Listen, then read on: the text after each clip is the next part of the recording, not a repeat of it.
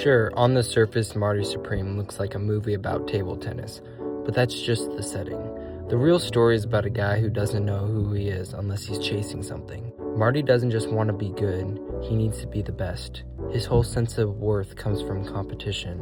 Every scene feels driven by that need. He's always training, always pushing himself, always trying to prove something, and the movie never really celebrates it. It just shows it. It lets you sit with how intense and kind of empty that way of living becomes. What the movie gets right is that obsession doesn't feel dangerous when you're inside it. It feels like purpose. Marty believes that if he stops, he disappears, so everything else in his life starts to feel less important. Relationships, stability, even rest. Not because he doesn't care about them, but because they don't measure up to the goal he's chasing. The film keeps asking the same question in different ways.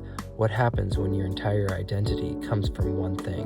What's unsettling is how normal his obsession can look. The movie doesn't turn him into a villain or a hero. He just looks like someone who's driven, someone people admire, someone who's dedicated, and that's what makes it honest. Because in real life, obsession often hides behind words like discipline and ambition. But the movie also doesn't hide away from the consequences of his obsession. The movie never tells you what to think. It doesn't give a big speech about whether this way of living is right or wrong. It just shows you what it costs. Marty gains recognition, but also destroys his connections. He gains status, but he loses balance. And you're left to decide if it was worth it.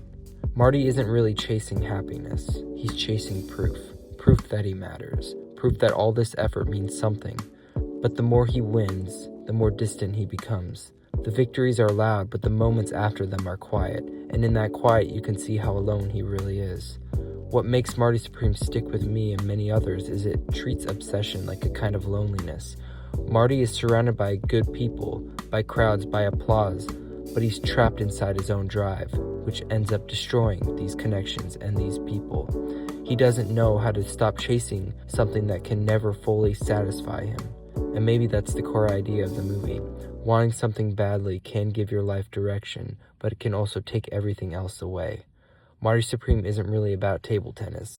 It's about what happens when being great becomes more important than being human.